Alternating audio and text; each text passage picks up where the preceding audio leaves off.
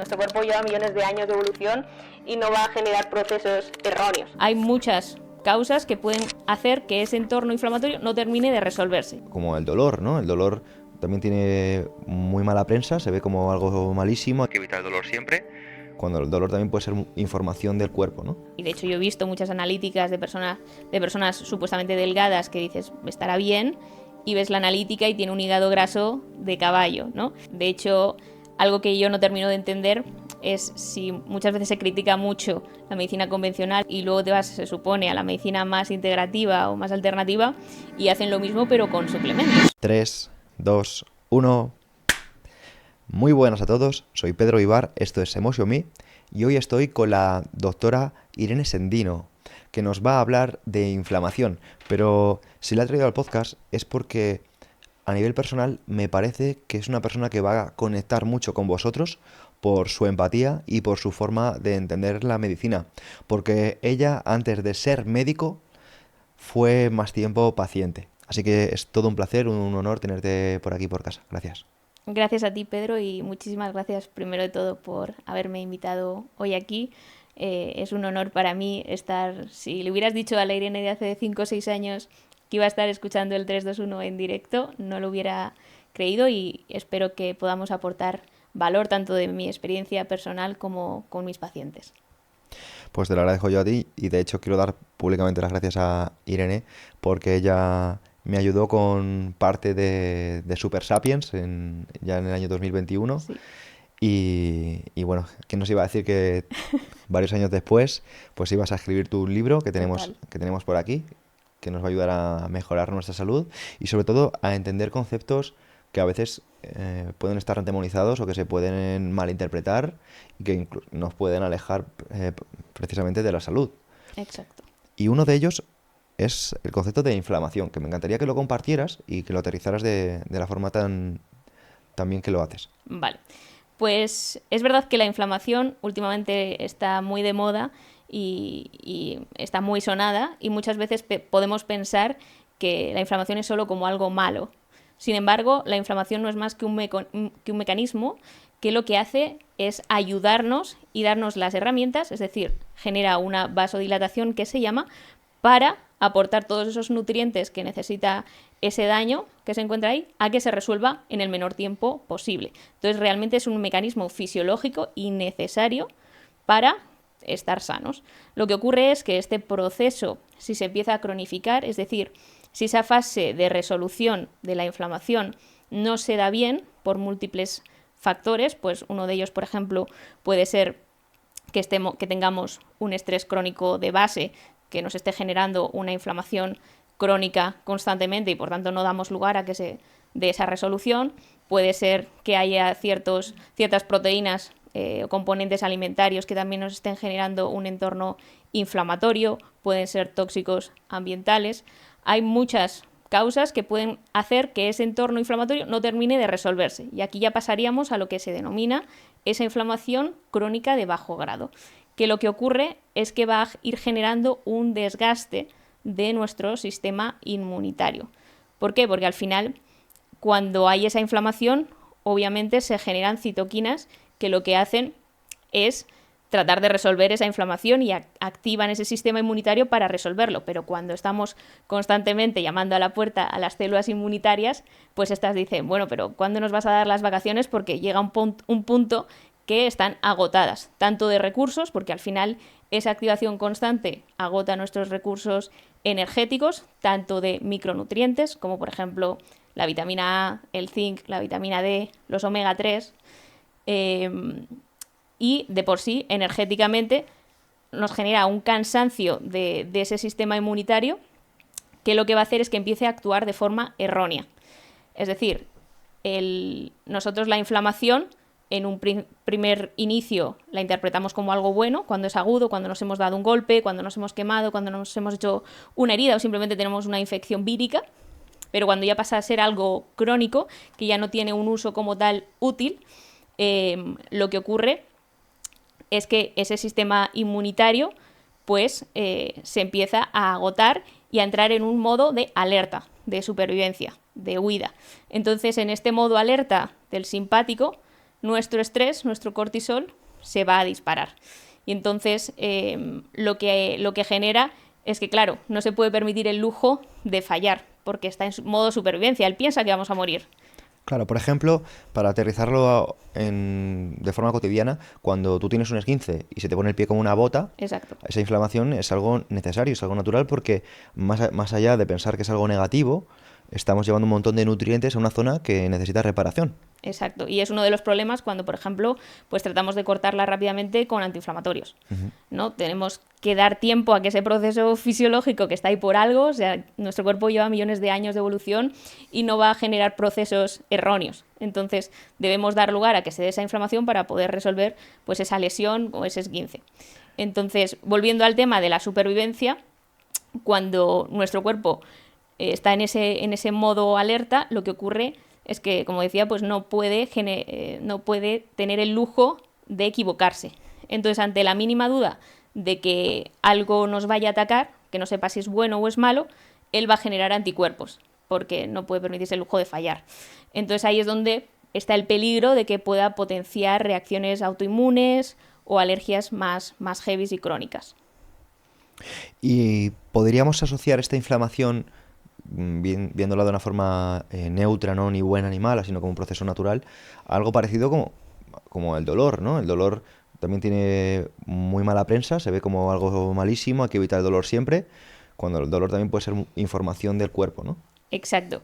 Es algo que trato de transmitir en el libro, de que todas estas señales, bien sean el dolor, bien sea la inflamación, luego si quieres hablamos y desarrollamos un poco qué señales te puedes fijar para saber si estás inflamado o no, pero no son más que la forma que tiene tu cuerpo de decirte, oye, hay algo que está mal y que necesita una solución para que tú actúes.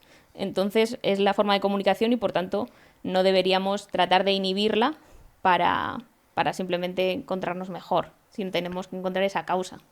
Es muy potente lo que acabas de decir, porque se aleja mucho de la medicina como está conocida a día de hoy, ¿no? Te estás diciendo, oye, no se trata de inhibir el síntoma.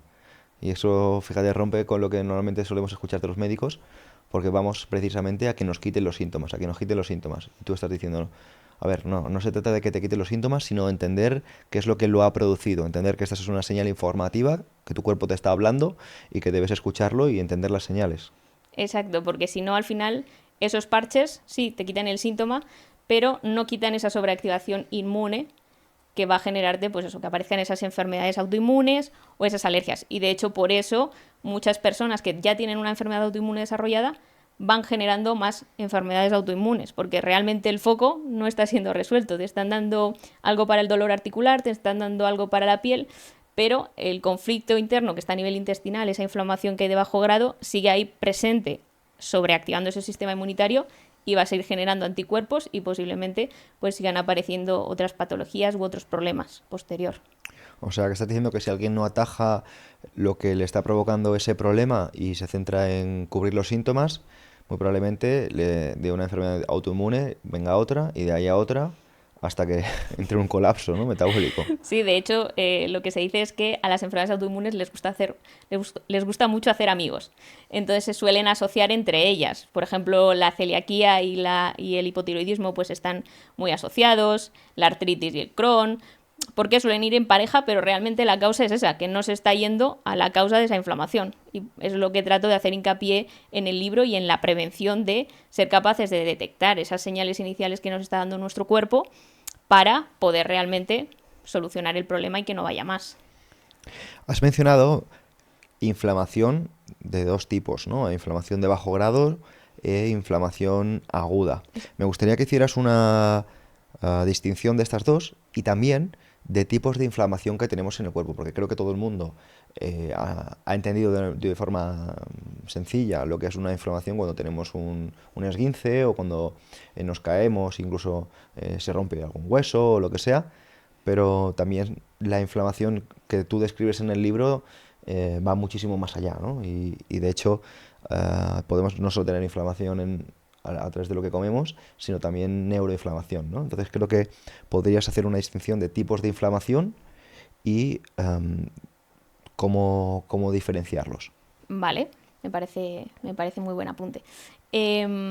Claro, primero tendríamos en sí cualquier evento dañino que nuestro cuerpo detecte, bien sea, como decía antes, una herida a nivel de la piel, pero también a nivel interno, el que una vena o una arteria, pues su endotelio esté dañado, también realmente es un foco de inflamación, o que entre un virus, una bacteria y tengamos una intoxicación alimentaria por algo que estaba en mal estado y hayamos comido mal, también va a generar a nivel intestinal un foco de inflamación. Entonces, realmente como tal, la inflamación, el proceso inflamatorio es el mismo para todos, es esa fase de detectar el problema donde hay un daño, enviar esos nutrientes para que se solvente y resolverlo. Pero es cierto que hay esa fase, o sea, que podemos tener esa inflamación más externa y luego la interna, que principalmente en el 70% de los casos parte de intestino, porque es ahí donde está el 70% del sistema inmunitario, reside a nivel intestinal, principalmente en el intestino delgado, y a partir de ahí, esa inflamación lo que hace, como justo debajo de esa mucosa intestinal está el torrente sanguíneo, es que se vayan todos esos anticuerpos y esos citoquinas proinflamatorias al torrente sanguíneo y pueda generar, pues como tú bien decías, una neuroinflamación o pueda generar otras patologías, pero la base realmente, mayoritariamente, acaba proveniendo de esa inflamación a nivel intestinal. Otro factor también importante sí que es, pues por ejemplo, el tema del tejido adiposo, ¿no? Tener un exceso de tejido adiposo también va a ser un foco bastante importante de inflamación, porque ese tejido al final también está segregando esas citoquinas proinflamatorias y que de nuevo pues van a inflamar alrededor esas vísceras y que también se va a acabar transmitiendo por el torrente sanguíneo y llegando a otras zonas. Te refieres principalmente a la grasa visceral. Exacto. Porque, sí. Claro, muchas veces cuando decimos grasa pensamos imagínate, en la grasa que tenemos por el cuerpo, pero realmente la grasa que debería preocuparnos mucho más es la que está cerca de nuestras vísceras y nuestra microbiota, ¿no? Exacto, que es la que reside sobre todo a nivel abdominal, que al final es donde hay el mayor número de vísceras y que exacto está justo muy cercanamente al sistema inmunitario donde está el intestino delgado. Entonces es la más preocupante. De hecho, hay una cosa que llama mucho la atención en esto, que es muy gráfica, y es toda esta gente que vemos, que a lo mejor aparentan que están flacos, aparentan que están delgados, tú le ves que sus brazos sí. están flaquitos, que sus piernas están flaquitas, que no tienen pecho, pero de repente tienen como un abdomen abultado, un abdomen grande. Incluso no tienen como michelines, como otro tipo de perfiles, tienen como una panza hacia afuera, ¿no? ¿Qué tipo de perfil es esta persona? Pues esta sería en concreto un perfil, pues eso, que lo que hace es que normalmente ocurre más en hombres quizás que en mujeres, almacenar esa grasa a nivel visceral, que es lo que tú decías, a nivel del abdomen. Entonces, por eso hay que tener mucho cuidado cuando vemos a alguien delgado y rápidamente lo asociamos a sano, porque realmente una persona, y de hecho yo he visto muchas analíticas de personas supuestamente delgadas que dices, estará bien, y ves la analítica y tiene un hígado graso de caballo, ¿no? Entonces con el tejido, como decíamos, adiposo que eso genera y la inflamación que eso está generando a nivel corporal. ¿Y qué puede provocar eso? Porque al final le estás contando las causas de esto, pero no las consecuencias. Vale, pues las consecuencias al final de ese foco inflamatorio ahí es de nuevo esa sobreactivación inmunitaria y ese desgaste que nos puede llevar a esas reacciones autoinmunes, a que de repente digan es una hepatitis autoinmune. Pues igual no era autoinmune, igual era ese hígado graso que tú tenías previamente. Y a ese desgaste, ¿no? A generarnos esa fatiga que puede llegarnos a hacer una fatiga adrenal, a tener migrañas, a tener problemas de piel, eczemas, dermatitis, granitos, a tener alteraciones digestivas de hinchazón, gases, ir mal al baño, infecciones recurrentes, porque al final si tenemos un sistema inmune que le estamos todo el rato pidiendo que apague ese fuego de ese foco inflamatorio, claro, no puede estar pendiente de si entra un virus o entra una bacteria. Entonces él está ya de por sí agotado. Entonces vas a tener constantemente infecciones o cándidas recurrentes. Entonces esto puede ser un poco las consecuencias a priori. Luego ya te digo, si se cronifica, pues puede dar lugar a cosas más graves como las enfermedades autoinmunes. Y para identificar todo esto, porque creo que es importante no solo saber lo que sucede, sino saber quién está inflamado. Saber un poquito, más allá de lo que acabas de comentar, quién puede tener inflamación y no lo sepa. Vale, pues yo creo que aquí ayuda mucho el tener estas señales que yo menciono en el libro, que principalmente son 10, que son síntomas que podemos ir normalizando, porque como podemos vivir con ellas, nos pensamos que, bueno, pues de repente haber dormido una noche, un par de noches mal, pues no pasa nada, no ir al baño durante 3 días tampoco pasa nada, el que de repente no me venga la regla, el que de repente tenga dolores de cabeza, lo vamos normalizando. Entonces, realmente es muy importante prestar atención a estas señales que vamos a mencionar ahora para ver luego en una analítica que podemos decir, pues puedes mirarte estos parámetros y confirmar si realmente hay cierta inflamación. Entonces, yo diría principalmente síntomas digestivos, por lo que hemos explicado, de que a nivel inmunitario el principal foco de ese sistema inmunitario es intestino delgado, entonces nos puede generar una alteración de la microbiota, esta inflamación a ese nivel, y esto pues va a generarnos pues eso, hinchazón después de las comidas sobre todo, gases, tanto malolientes como que nos cueste expulsarlos, alteración del ritmo intestinal, tender a tener muchas diarreas o mucho estreñimiento o que haya alternancia de ambos. Esto a nivel digestivo. Luego lo que decía, sobre todo migrañas, dolores de cabeza bastante frecuentes, afecciones en piel, que esto puede ser más sutil, que de repente tengas eczemas o que empieces a tener como piel muy seca, uñas quebradizas, el tema de las infecciones frecuentes, de estar cogiendo infección tras infección de forma recurrente o cándidas recurrentes, también el tema de cambios de humor, de repente pasar de una apatía a de repente estar muy contento a de repente estar muy enfadado, como estos cambios de humor sin deberse a nada. También cambios de apetito, el que no encuentres esa sensación de saciedad o que por lo contrario no tengas hambre. Cualquiera de los dos hay algo que hay que mirar. Entonces estos serían un poco señales en los que podemos ir prestando atención y que nos pueden dar indicios de que hay algo que quizás haya que revisar a nivel interno. Y una pregunta, cuando observamos nuestros niveles de energía y están bajos y tenemos desgana y no tenemos ganas de hacer nada, ¿no podría ir de la mano con problemas de inflamación? Mayoritariamente sí. Al final ese desgaste o ese cansancio no es más que no tener esos micronutrientes que está utilizando tu sistema inmunitario para sobrevivir. Entonces, por eso aquí sí que es importante el de repente hacer una analítica y ver cómo tienes el zinc, cómo tienes la vitamina A, la vitamina D, incluso los omega 3. Ver también niveles, por ejemplo, de proteína C reactiva, que se llama, que es una proteína que nos indica si hay algo de inflamación. Es muy sensible y ya a partir de 1, o sea, debería estar por debajo de 1. Entonces, de 1 a 3 ya indica cierto nivel de inflamación y por encima de 3 ya la cosa se está poniendo complicada.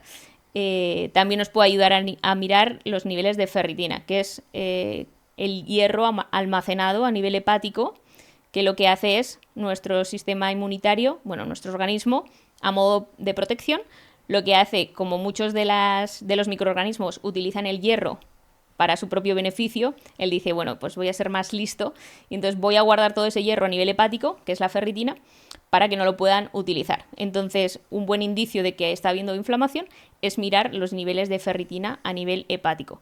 Y luego estaría también esa parte metabólica, de si hay un síndrome metabólico de grasa abdominal. No tiene por qué, puede haber un síndrome metabólico, como decíamos antes, siendo una persona aparentemente sana, pero que sí que haya a nivel visceral esa inflamación, pues podríamos irnos más a mirar la glucosa, la hemoglobina glicada, la insulina, que ya nos van a dar también una idea de si hay o no esa inflamación a nivel interno. Y en relación a tema inflamatorio, ahora estoy viendo que hay una tendencia muy grande a derivar a la suplementación. Y podría ser que estuviéramos realmente parcheando los síntomas en lugar de atacar el problema. Sin duda, sin duda. Y me alegra que lo menciones. De hecho, algo que yo no termino de entender es si muchas veces se critica mucho la medicina convencional por ese exceso uso de medicamentos y luego te vas, se supone, a la medicina más integrativa o más alternativa y hacen lo mismo pero con suplementos. Al final no estás entendiendo el concepto de que no se trata de tapar el síntoma, bien sea con algo natural o no natural, sino de entender qué está pasando, qué le está generando a la persona este contexto para poderlo solventar. Entonces yo por eso hago mucha hincapié en el libro de dividir el proceso en varias fases. En la primera fase, en una fase aguda de síntomas, lo que queremos sí que es salir de ese encontrarte mal. Entonces ahí sí que puede ser interesante el de repente hacer un apoyo un poco mayor de suplementación, pero sobre todo la base al inicio es el descanso. Y esto es algo que a la gente normalmente no le gusta, pero yo digo, el mejor suplemento sin duda es el descanso, el dormir bien, porque al final, durante el sueño, sobre todo las primeras 4 horas, desde las 11 más o menos hasta la 1-2, que es cuando se da ese sueño más profundo de fase no REM, ahí es donde primero se sintetiza la hormona de crecimiento, que esta hormona de crecimiento, como bien dice su nombre, pues lo que hace es ayudar a regenerar ese tejido. Entonces, si hay ciertos daños internos, los va a regenerar o a recuperarnos mejor del ejercicio que hemos realizado el día previo. O a nivel cerebral, hacer una limpieza, ese gel linfático que se llama, para que al día siguiente nos encontremos despejados, que nos vengan bien las palabras, que tomemos buenas decisiones. También lo que nos va a ayudar es a regular el eje hormonal, este descanso. Entonces va a regular ese cortisol y que por tanto pues no tengamos quizás tantos picos de ansiedad o que no nos entre tanto hambre porque tenemos mejor la resistencia a la insulina. Un montón de cosas que son la base, porque sin ello es como tratar de regar un jardín en el que no has plantado las raíces o la semillita, ¿no? Por mucho que lo riegues, no va a crecer nada. Entonces esto es un poco igual. Si tú no estás descansando bien y no estás teniendo todo eso regulado, por mucho que comas bien o trates de entrenar al día siguiente sin haber descansado bien o te tomes 20 suplementos, no vamos a hacer nada, no va a arrancar el coche. Entonces, bueno, pues eso, dividirlo en fases y en esa primera fase sí que hacer más hincapié en reducir estresores externos, aparte del sueño, pues otros estresores, y aparte de ese estrés laboral que quizás se tiene más en mente cuando pensamos en lo que es el estrés crónico, también entra, como mencionaba, el tema del ejercicio físico. Entonces, el que nosotros de repente queramos hacer un ejercicio muy intenso en una fase aguda de síntomas, pues quizás no es el momento ideal para ello. Será más adelante, pero en una primera instancia no. Y lo mismo ocurre con el ayuno, por ejemplo, que este es el problema de las redes, que como oyes hablar de todo y todo es bueno o todo es malo o todo es tal, claro, de repente dices el ayuno, venga, pues yo también me pongo con ello, pero igual si estás en una fase aguda de inflamación no es lo más conveniente porque ya de por sí suficiente tiene tu sistema inmune con el estrés de tener que estar apagando fuegos como para que le sumemos un estresor más si no estamos adaptados a ellos. Entonces tratar de bajar al máximo esos estresores y descansar muy bien, sería la primera fase. Y ya en una segunda fase, una vez ya hemos encontrado la causa, en esta segunda fase lo que yo trato más es de indagar en la causa y cuento pues eso, qué pruebas se pueden realizar para decidir de dónde está viniendo esa inflamación y ahí sí, pues quizás utilizar ciertos suplementos, 2-3 suplementos, no se necesitan más para resolverlo y siempre de forma temporal, porque al final si ya lo tienes resuelto no tiene sentido el seguir con una suplementación crónica. Mira, me ha encantado que lo que recomiendes no sea añadir más cosas, sino observar lo que uno está haciendo y cómo lo está haciendo, ¿no? En este caso, el descanso. Y justo decías que descansar es algo que a las personas les cuesta. Sí. ¿O nos cuesta? ¿Te lo encuentras tú en consulta? Un montón. O sea, cuando yo lo digo, y de hecho se ve también en personas que tienen podcast o que tienen redes, que cuando hablas de sueño, las visualizaciones bajan un montón porque es algo que a la gente no le gusta. A la gente le gusta trasnochar, a la gente le gusta levantarse tarde o levantarse pronto, pero les gusta aprovechar el día y el tema de dormir lo ven como algo pues superficial, que realmente no es tan importante, ¿no? Se infravalora mucho. Y yo creo que es uno de los problemas realmente de hoy en día, el que no estemos cuidando ese descanso, que no lo estemos ajustando a los ritmos circadianos naturales y biológicos que tenemos. Entonces, sí, normalmente cuando yo le digo a un paciente tu tratamiento es dormir, me miran y casi que se ríen en mi cara, claro. Pero... Yo pongo un ejemplo, ¿no? Y es cuando alguien se va de vacaciones a la playa, por ejemplo. Y tú estás en la playa, has tomado el sol por la mañana, que no has hecho nada y tienes un montón de sueño. Dices, bueno, es que tal vez estás mucho más conectado con tu cuerpo. Oye, y te duermes y no te pasa nada. Y luego al día siguiente igual te duermes y te duermes y te duermes y dices, ay, qué bien me siento en vacaciones, cuánta energía tengo, qué guay estoy. Pues bueno, ¿qué estás haciendo en vacaciones? Si en vacaciones muy probablemente no haces nada, pero mira, yo dirijo un grupo de desarrollo personal y, y bueno, pues hacemos distintas prácticas. Y les hice una pregunta, les hice pues una prueba hace poquito y les dije, cuando estás en tu casa una tarde y no haces nada, ¿cómo te sientes? Me dicen, fatal, fatal, que he perdido el día, que he perdido la tarde, me siento como que soy una mala persona, por decirlo de una forma, como que estoy tirando mi vida. Vale, vale, venga, vamos a hacer una cosa. Cuando te vas a la playa, cuando te vas a la montaña a dar un paseo, a hacer una ruta, a lo que sea, y incluso no haces nada y estás allí o estás hablando con un amigo fuera de tu casa, ¿cómo te sientes? Ah, pues muy bien. Ah, pues me siento fantástico. Ah, pues genial, pues siento que estoy aprovechando mi vida, que estoy haciendo cosas. Pero fíjate, solo con tomar el sol en la playa ya te sientes bien, ya te sientes que estás haciendo algo, ¿no? Creo que una de las cosas que fallan es como las personas tratamos de llenarlo, de llenar cosas sin tener un encuadre adecuado.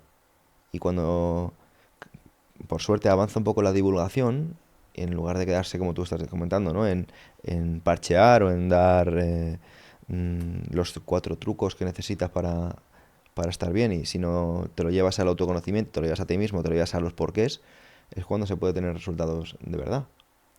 Y en relación a todo lo que estamos hablando, me gustaría que comentaras un concepto que yo lo denomino divulgación tóxica, porque parecía que, y esto es un tema que quiero sacarte más adelante en el ámbito de la medicina, y como muchos médicos pueden estar haciendo sentir mal a sus pacientes por determinadas praxis, pero como de forma cotidiana estamos viendo muchas personas que ni siquiera tampoco sean profesionales de la salud o del ámbito clínico, están dando consejos de divulgación que dicen, oye, mejor ahórratelos, porque con muy buena intención que estés haciendo, estas personas están sintiéndose FOMO de no estoy haciendo esto, no me estoy tomando esta suplementación, estoy tomando este tipo de luz que es negativa, estoy bebiendo agua del grifo y me voy a morir. O sea, ¿qué opinas tú de este tipo de divulgación y cómo lo atajas?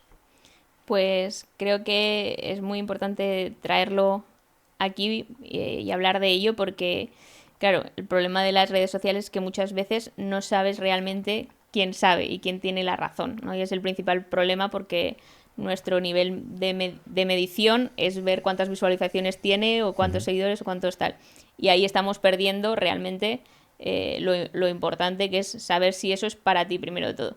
Entonces yo creo que la forma de atajarlo sería primero conocerte bien a ti, saber en qué punto estás, que aquí ayuda mucho algo que tú usas mucho, que es ese diario, ¿no? Para rendirte cuentas a uno mismo, conocerte bien, saber en qué punto estás, cuáles son tus objetivos, porque igual a una persona pues el tema del ayuno no le va a aportar gran beneficio o no está en su punto de... Entonces, ¿por qué vas a introducirte una cosa más a hacer si realmente no conecta con lo que tú quieres conseguir? Entonces yo creo que lo primero sería conocernos bien. A partir de ahí, siempre huir de cualquier tipo de argumentación extremista, porque yo creo que la solución nunca está en los polos opuestos, ¿no? Ni toda la medicina convencional es horrible, ni toda la medicina alternativa es humo.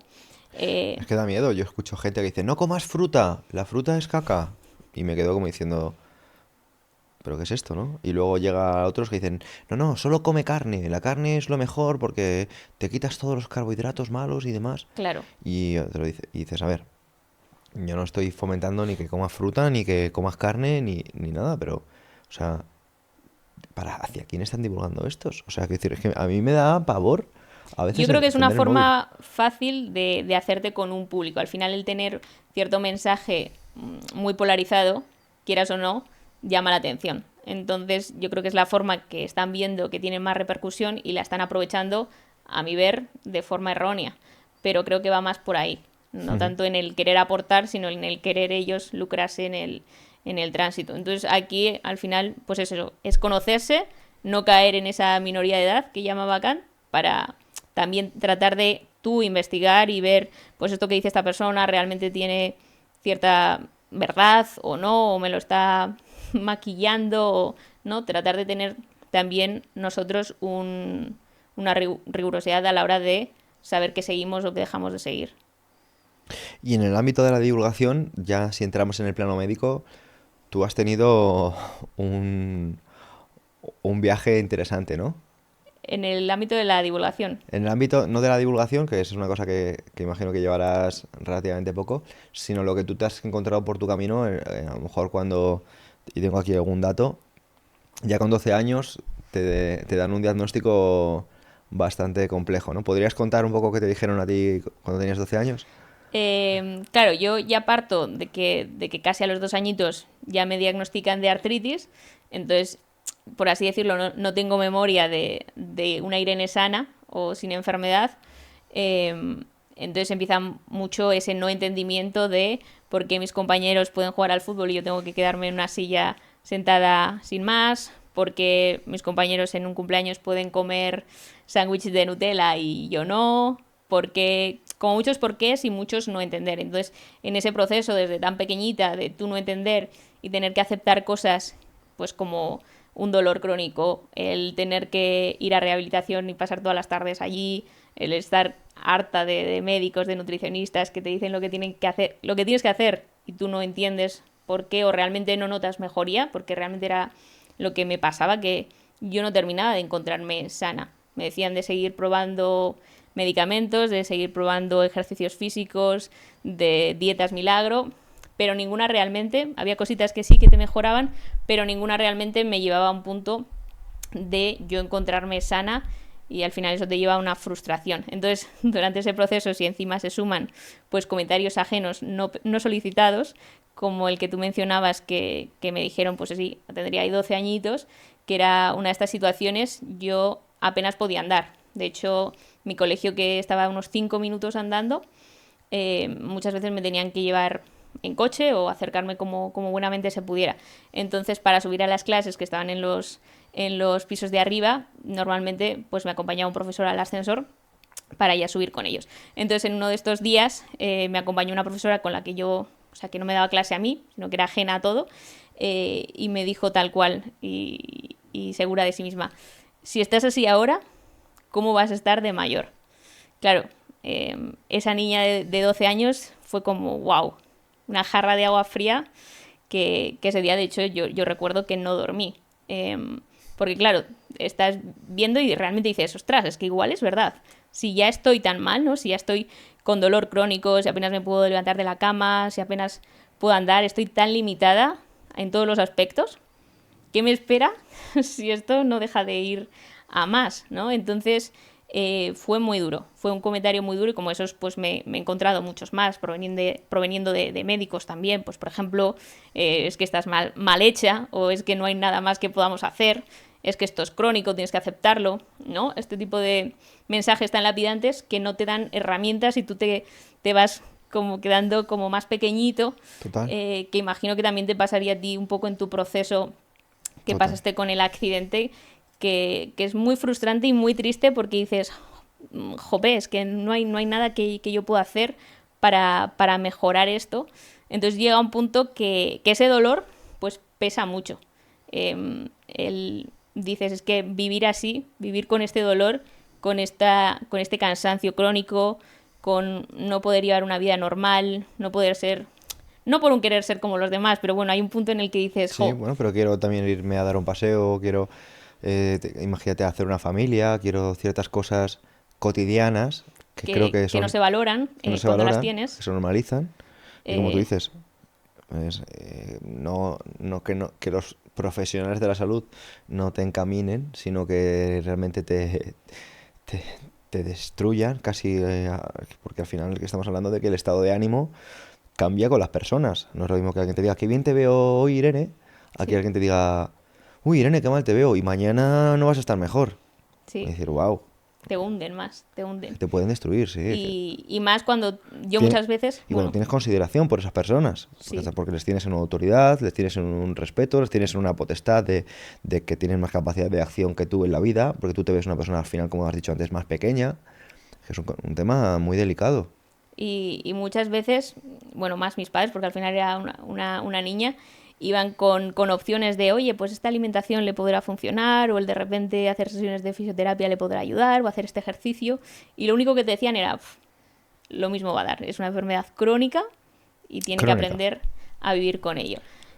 Entonces, claro, llega un punto que, como te decía, pues ese dolor se hace demasiado pesado para poderlo sostener y un punto en el que tuve que tomar una decisión de si no me merece la pena vivir así, pues voy a cambiar todo por completo y ver si consigo algo, porque no tengo nada que perder y por tanto, pues ya está. Entonces, ¿Conoces la historia de William James? no. Pues me viene a la mente, y William James era, bueno, ahora lo conocemos todos como un gran catedrático de Harvard, pero bueno, él venía de buena familia, pero era una persona desahuciada por los médicos. O sea, Vale. era una persona que se podía decir que a nivel físico estaba mucho peor que tú. Sí. Sí, y estaba, bueno, pues totalmente desahuciado, apenas podía moverse y demás. Entonces, sus padres le dijeron, bueno, cuando tenemos dinero, bueno, pues haz lo que quieras con tu vida, ¿no? Y en este proceso, pues igual tuvo que tomar una decisión, y es ¿qué hago con mi vida, ¿no? ¿Qué hago?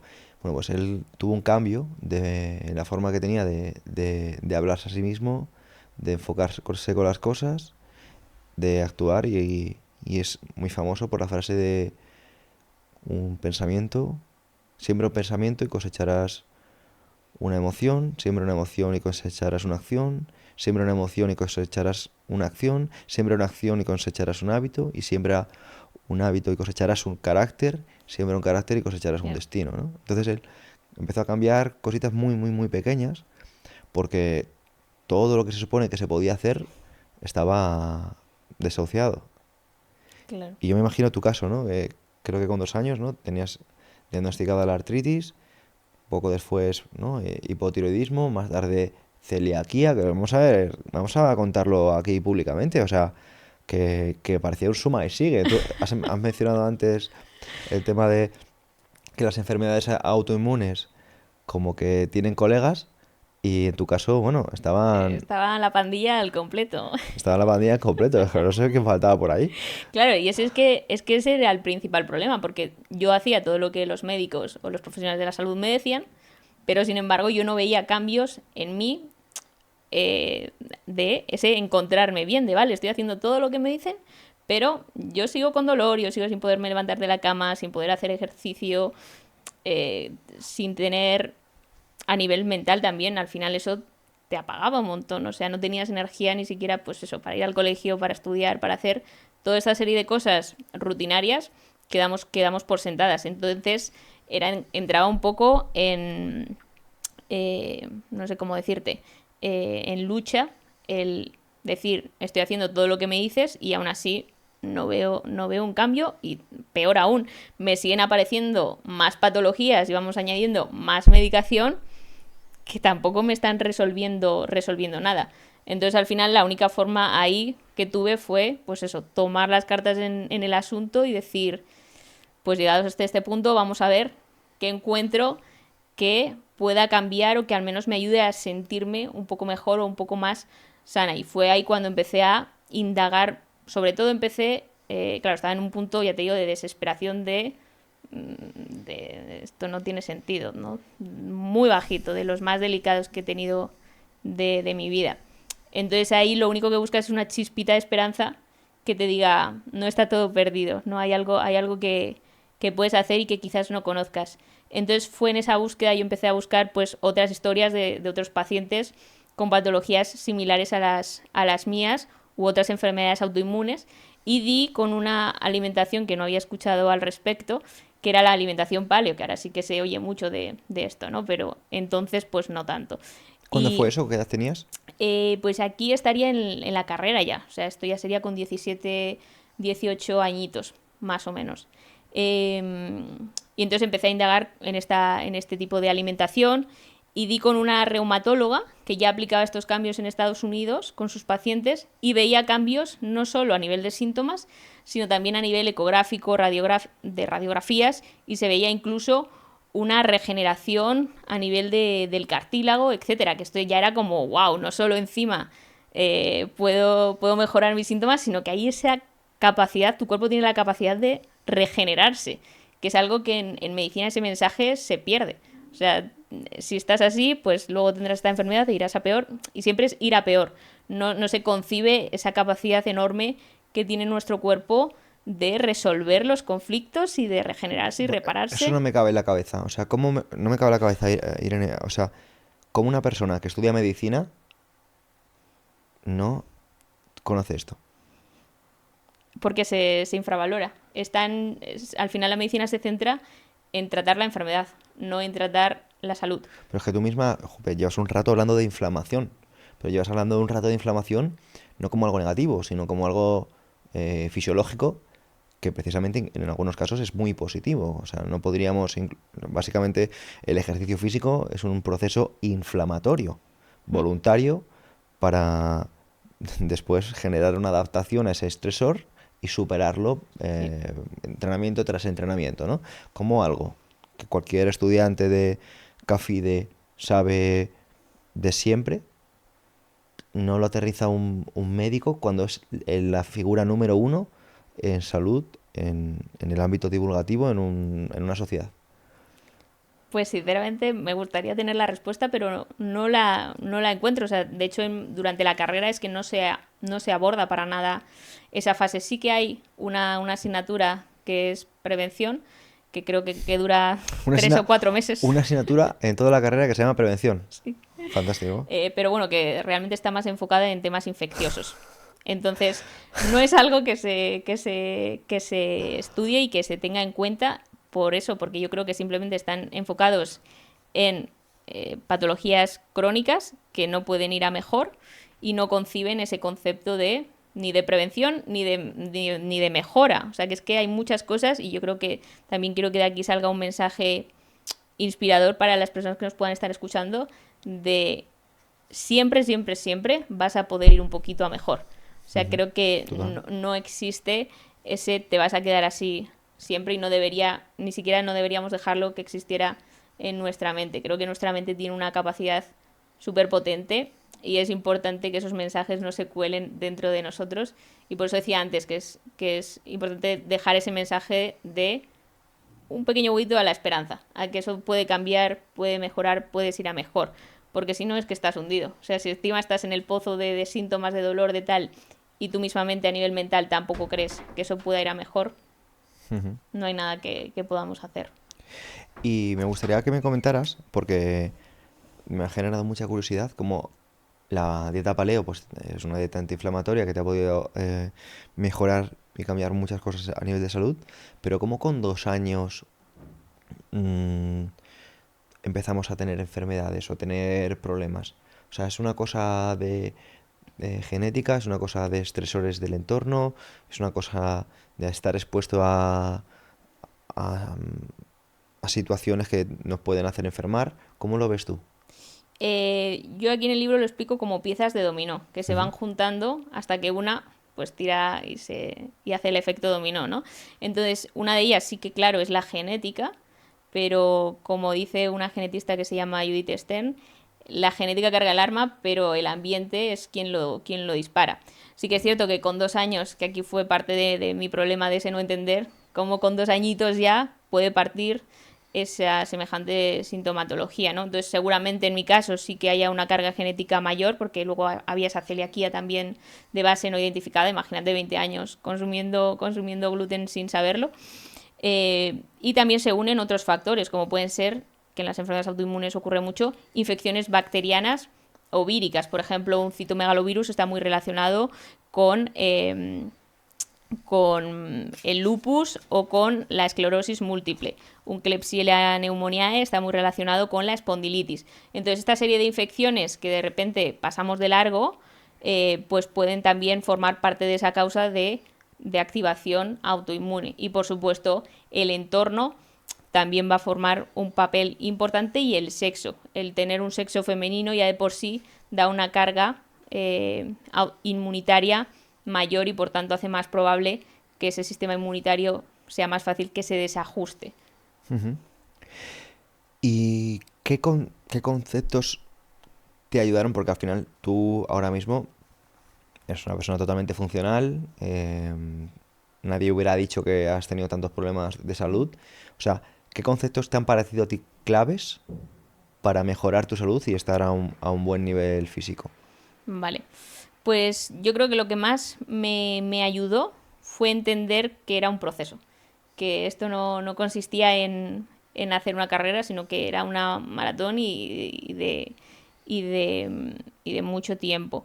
Entonces, una vez entiendes que no se trata de... Porque yo antes lo que hacía era, pues de repente hacía todas las pautas que yo sabía que me ayudaban mucho durante un tiempo corto, y luego volvía a mis patrones anteriores, que al final en parte son los que ayudaban a que se volviera a generar ese círculo vicioso. Entonces, es entender que no vas a volver a ser tú. O sea, que es un cambio de paradigma completamente. Total. Y ahí es importante encontrar ese equilibrio entre quien tú eras y quien tú quieres ser, para poder hacer que esos hábitos sean sostenibles, ¿no? El encontrar esa balanza y esa flexibilidad, y por eso el tema de no irnos a extremos y a todo o nada, blanco o negro, no. Al final lo que nos va a ayudar es encontrar en todo una flexibilidad. Entonces, lo primero es aceptar eso, que es un proceso, que es un cambio de paradigma, y que en tu vida siempre vas a tener que tener cuidado con estos hábitos si quieres realmente estar bien. Entonces, una vez aceptas eso y sabes que es un proceso largo y que quieres hacer y que quieres recorrer y que estás encantado de ello, ese es el primer punto de partida. Y luego saber que no vas a ser de 0 a 100. O sea, que no, si llevas 20 años inflamado, no puedes pasar a lo completamente opuesto. Y en este caso, una vez que entiendes que es un proceso, ¿qué pautas, qué conceptos aterrizarías para estas personas que a lo mejor quieran y tengan el compromiso de cambiar? Vale, pues yo creo que lo primero de todo sí que es cambiar esas bases que hablábamos antes.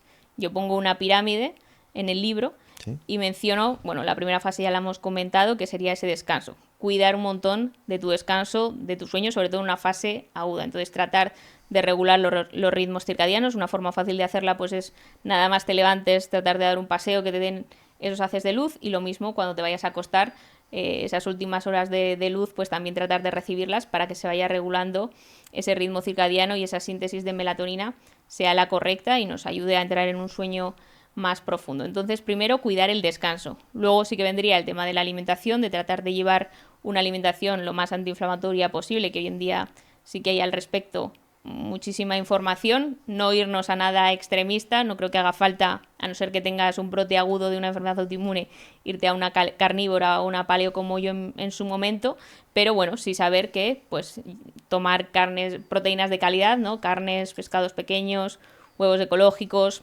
meter algo de verdura, meter algo de fruta, y básicamente eso, proteína de calidad, grasas de calidad, y tratar de escucharte mucho para saber si tienes hambre, si no, si estás forzando a tu sistema digestivo a hacer una digestión cuando realmente es más aburrimiento, ¿no? El tratar de hacer 2, 3 comidas, 4 según te veas, pero el escucharnos mucho y conocernos para esa alimentación sea lo más adecuado para nosotros.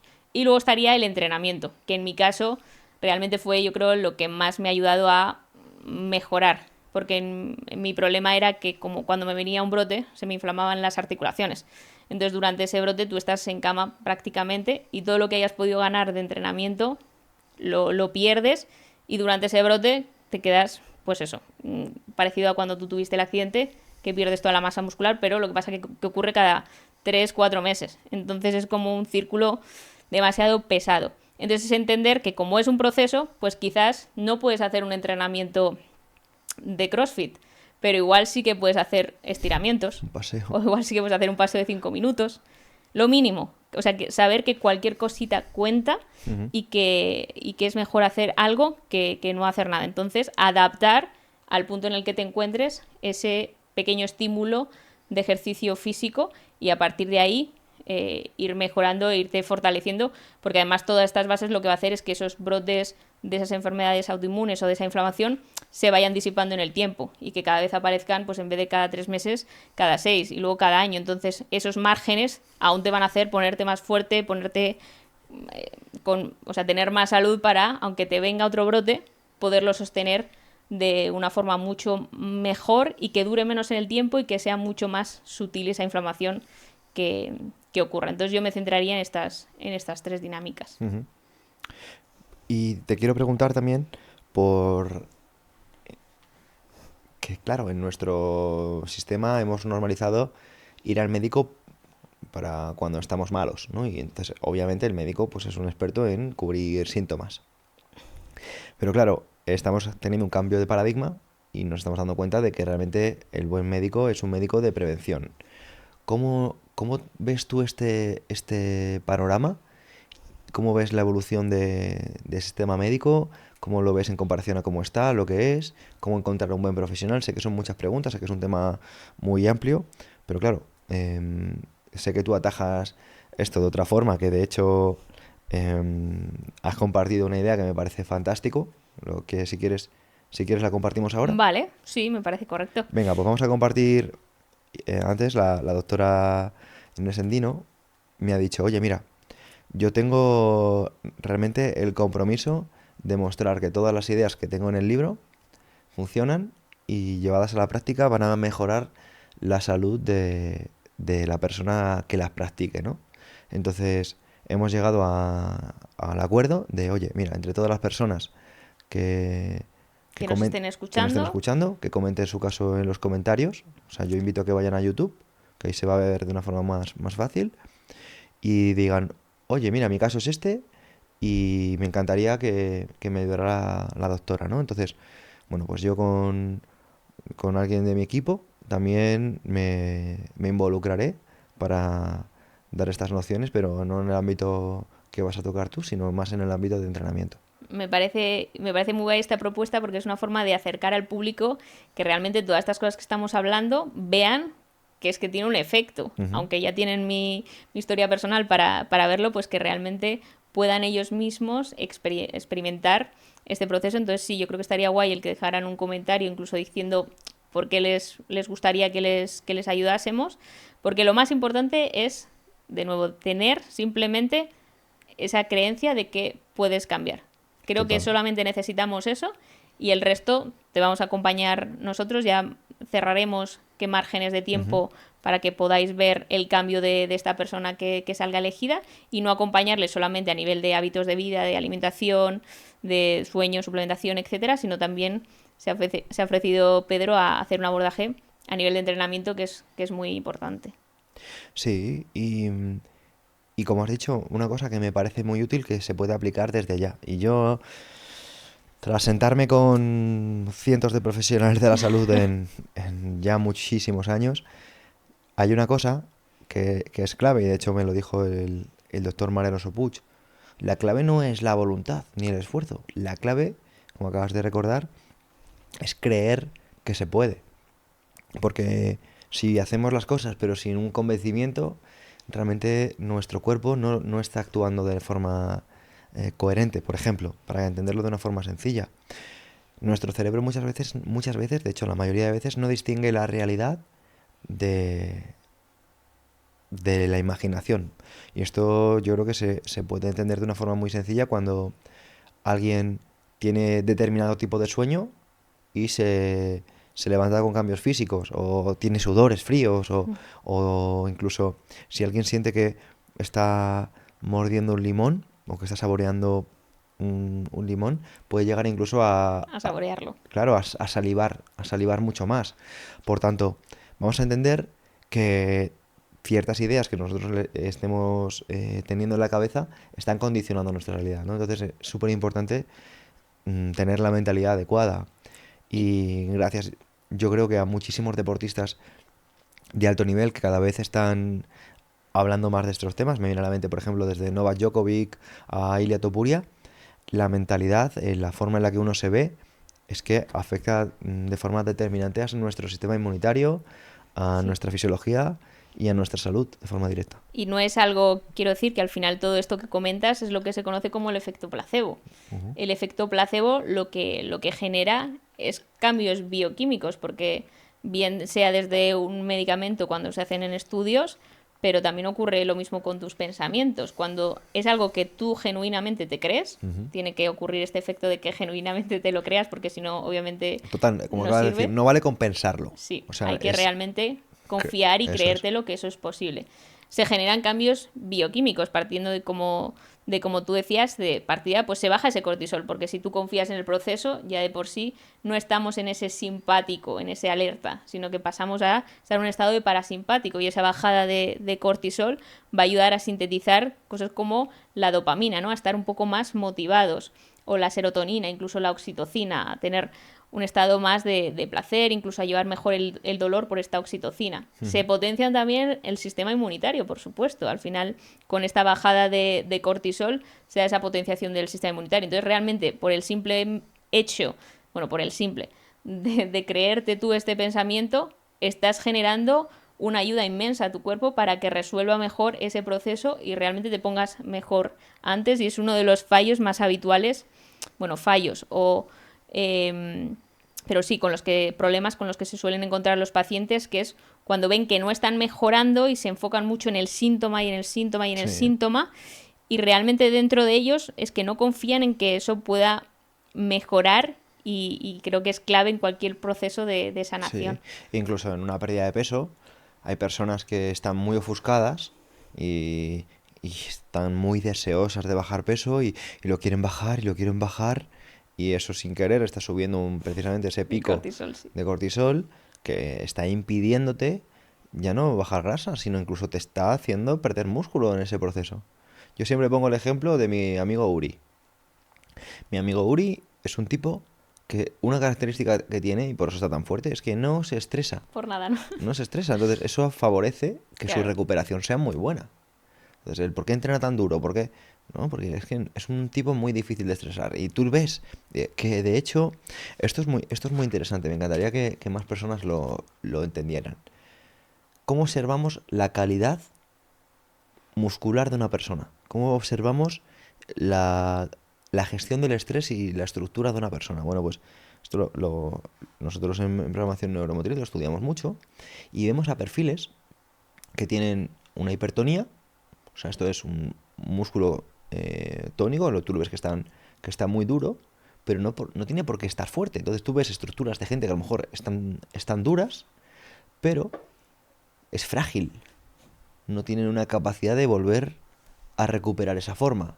En cambio, tú ves el músculo que tiene Uri y tú le ves y es un músculo que está blandito. Cuando está relajado es como una esponjita. Que no Porque está tenso, no ¿no? está nada tenso. Claro. Es un músculo que está listo ¿para qué? Para la contracción.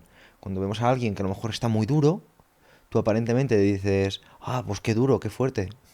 No. Está a punto de romperse. Es una persona frágil. No es una persona reactiva. No es una persona lista para la lucha. Entonces necesitamos...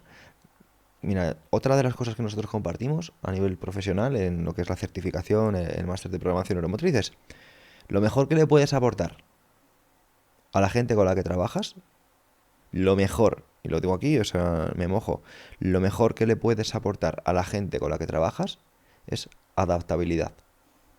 Adaptabilidad no es lo que mejor, no es más fuerza, no es más ayuno, no es que hagan habilidades muy complejas. No, no, lo mejor que le puedes aportar es que pasen de un punto a un punto B. Que puedan pasar de un punto B a un punto A. No es que tengan una postura determinada, no, es que puedan pasar de una postura determinada Claro. a la contraria. La Y flexibilidad que tanto se habla. claro, eso es. Tanto metabólica como a todos los niveles. Eso es, que es una persona que sea capaz de cambiar y adaptarse. Porque si no, cuando venga un estímulo concreto, te vas a romper. Entonces, ¿cómo explicamos que un músculo tenso no es un músculo fuerte? Por ejemplo, un camarero puede estar sosteniendo una bandeja durante un montón de tiempo, claro, obviamente, ¿cómo está su bíceps? Contraído. Claro. Entonces estás un montón de tiempo así, y un día, y otro día, y otro día. Bueno, pues llega el tiempo y de repente le dices, oh, José, qué duro tienes el bíceps. Pero llega José y no se hace una dominada. O hay personas que tú le tocas el trapecio, que es un test Sí. que suelo hacer, y ves que su trapecio está Contraído. duro como una piedra. En cambio, ves que ciertas palancas no están compensadas. Entonces, lo que quieres decir, oye, tío, oye, tía, ¿te has dado cuenta del que tu cuerpo está cargando con tu estrés? Que parece que el estrés es una cosa mental, Pero no. pero no. Al final todo se va al cuerpo y toda la memoria celular de todo lo que nos ocurre está en el cuerpo, no solo a nivel emocional, sino con todos los factores. O sea que me parece, no conozco tanto a nivel técnico esta parte muscular que comentabas, así que me parece muy guay que la hayas traído. Sí, y es que me sorprende porque, bueno, cada vez hay más divulgación en este sentido, cada vez se está estudiando más cómo el cuerpo lleva la cuenta, cómo el cuerpo expresa emociones. Por Exacto. ejemplo, a mí me viene a la mente, ¿no? O sea, esto es biomecánica comportamental, ¿no? Pero para aterrizarlo de una forma así rápida, una persona que esté en una posición de extensión, de expansión, aparentemente socialmente, o sea, de una forma social, va a estar mucho Muy más bien. reconocida. Pero esto es una posición dopaminérgica. Si tú te pasas todo el tiempo aquí y te mueves de un sitio y voy a hacer esto, y voy a hacer esto otro, y voy aquí, y voy allá, aparentemente puedes ir guay, hasta que ¿qué? Hasta que rompas, porque es una Claro. posición que va a desgastar mucho tu dopamina. Por otra parte, una persona que esté en una posición serotoninérgica, sin querer, a nivel metabólico, no está reclutando todas las vías que podría utilizar para realizar sus acciones de forma cotidiana. Entonces, ¿dónde estamos el punto? Bueno, pues nosotros promovemos lo que es una elongación axial Claro. y sobre todo ser capaz de ir Devolver. a ambas opciones. Porque si no, a nivel de recursos, vas a ir por la vida limitado. Es como enfrentarte a una obra y solo tener un martillo. Y pues para algunas cosas necesitaré un martillo, Claro. para otras necesitaré unas tijeras, para otras necesitaré unos alicates, para otras necesitaré un destornillador. Y de esta forma, pues estaré más preparado. Pero si voy siempre con un martillo, si voy siempre con la misma postura para enfrentarme a la realidad, con las mismas palancas, con los mismos programas motores, Pues no. pues no, ¿no? Y creo que aquí es de nuevo importante traer ese concepto que tú mencionabas de la adaptación.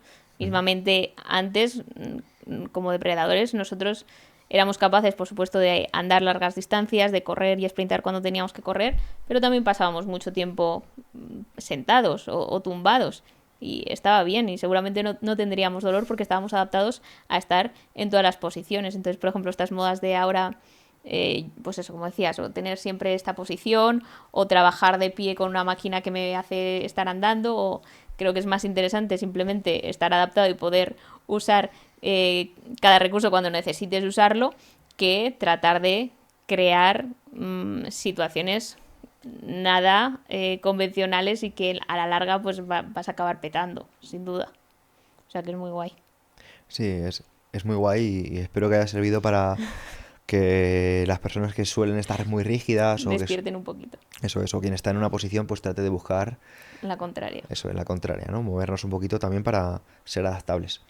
Y para ir finalizando, me gustaría que compartieras em, alguna serie de recomendaciones, incluso si quieres, si te apetece, libros, para que haya personas que a lo mejor ahora mismo estén aquí y aparte de, de conocer esto de primera mano, pues le compartieras un poco la bibliografía que a ti te ha ayudado para aterrizar tantos conceptos. O incluso, si no, algunas ideas para poder ir implementando que a lo mejor las hayamos normalizado, incluso prácticas que hagamos en nuestro día a día, hábitos que tengamos en nuestro día a día, rutinas, formas de pensar que nos estén dañando y que de una forma rápida, igual que hagamos de hablar de la postura o demás, podamos ir implementando en nuestra vida. Vale.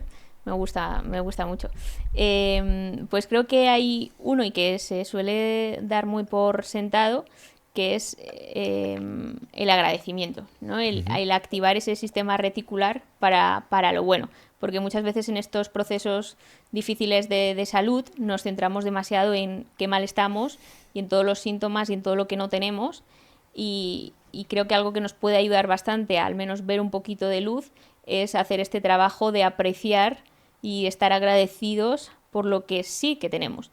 Entonces, y este proceso, si lo trabajamos, pues cada vez vamos a poder ir identificando cositas más pequeñitas de nuestro día a día, como simplemente tomarte el café calentito, o poder llamar a un amigo por teléfono, o sonreírle al vecino de al lado, ¿no? Son cosas que en principio son simples, pero que sin duda pueden cambiar nuestro día a mejor y que nos ayuden en esa gestión del dolor y este proceso de salud que estamos transitando. Otro, yo creo que sería el punto de la aceptación, que creo que es también importante, que es y que también es uno de los más complicados, el aceptar en el punto en el que estás ahora, porque muchas veces eso, cuando tenemos un síntoma luchamos un poco en su contra, o hemos tenido un accidente y estamos como, ¿por qué me ha pasado esto a mí? Es que he hecho mal, es que qué tal, como estamos en lucha, vale, te ha pasado esto, no pasa nada. Interesante que este tipo de prácticas que estás compartiendo no estén asociadas de forma directa con la medicina, ¿no? Pero al final, cuando hablas con un médico o con un profesional de la salud no convencional, son las que más tienden a recurrir. Claro, porque es que realmente es lo que más nos ayuda a salir de ese estado mental que nos enferma. Entonces, al final la medicina integrativa lo que trata es no solo de tener ese abordaje de, vale, la patología, sino tener ese foco en la mentalidad, en la alimentación, en el ejercicio físico, porque somos un todo y aunque hayamos tratado de separarnos por especialidades médicas, nuestro cuerpo no es, nosotros no somos esto. Y hay una frase, me saldrá, no sé, es como que el todo es más que las partes unidas o algo así es, Sí. que me parece muy buena. Entonces, este punto de aceptación es importante porque, de nuevo, también va a bajar esa activación del simpático, el tú aceptar la situación, el vale, te da pie a ¿y qué hago? ¿Qué herramientas tengo para yo ver cómo puedo gestionar esta situación? Sin embargo, si estás en la negación o en la frustración o en el enfado, ahí no hay nada que tú vayas a poder solventar. Entonces creo que esto también puede ayudar bastante. Y por último, traería de nuevo esa parte del diario, de tener un diario, que de hecho en la introducción de regalo les dejo un pequeño diario para que vayan haciendo un chequeo. Para conocerte a ti mismo y no caer, que muchas veces otra de las cosas que pasa es que no sabes cuándo te estás pasando de autoexigente y cuándo estás siendo demasiado benevolente contigo mismo o cayendo en la autocomplacencia, ¿no? Entonces el discernir muy bien, conociéndote, hasta qué punto puedes forzarte un poquito más o cuándo tienes que rebajar un poquito para, pues eso, no estresarte de por sí más. ¿Podrías compartirlo? ¿Cuándo es ese punto? Como que cuando ¿Cuándo es ese punto en el que no se cae la autocomplacencia ni en la autoexigencia? ¿Cuándo es el punto en el que una persona sabe que está en el término medio? yo creo que la única manera de saberlo es conocerte muy bien Ujú. a ti, tener claro, que esto no sé si lo hemos mencionado, el para qué estás haciendo todo esto, ¿no? El tener el propósito, un propósito real, porque si no, no vas a poder sostener ningún tipo de hábito y dentro de ese propósito y conociéndote, analizar, yo qué sé, pues por ejemplo puede ser el salir a andar que decíamos antes, ¿no? Igual no puedes ir a CrossFit, pero sí puedes andar 5 minutos. El conocerte muy bien para no caer en esos sesgos de los que tú ya hablas mucho. Y creo que esto es un trabajo personal que uno mismo tiene que hacer porque para uno va a ser andar 5 minutos y para otro puede ser subir las escaleras al tercer piso. Entonces dependerá un poco de cada caso, pero sin duda el autoconocimiento creo que es clave en estos procesos. Genial. Bueno, pues te quiero dar las gracias por todo esto. A las personas que estén aquí, pues estaremos atentos de los comentarios de vuestros casos para ver si podemos ayudaros de la mejor forma posible. Y la verdad que lo he pasado muy bien. Espero que haya sido útil para entender y aterrizar conceptos que están presentes en nuestro día a día, para tener un pensamiento más de aceptación y gratitud. Y si quieres terminar con un mensaje, una idea para compartir al público de Emotion Me, estaré encantado. Vale.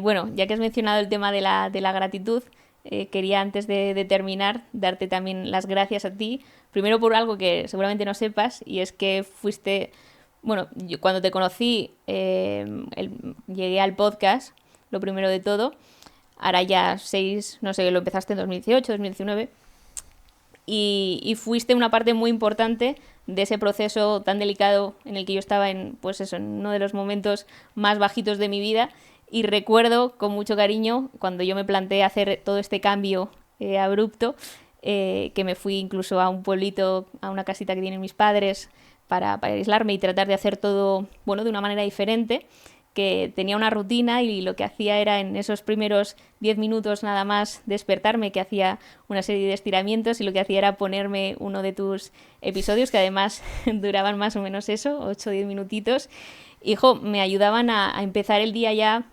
con otra emoción, con otra prisma que me hacían ya llevar ese día, fuera a ser como fuera a ser, diferente, y que poco a poco me hizo ir confiando más en todo el proceso y que me ayudó un montón y estuviste muy presente, sin tú saberlo, en ese momento tan delicado y de la mano también, porque al final tú partiste ese podcast un poco también en uno de los momentos también más delicados de tu vida, y me parece muy bonito que siendo un podcast que sale de un momento tan delicado hayas podido, seguramente como yo haya muchas más, ayudar también a otras personas en un momento delicado de sus vidas, pues me parecía algo bonito y que quería transmitirte hoy en persona. Y de cara a dar un mensaje final, yo creo que me gustaría,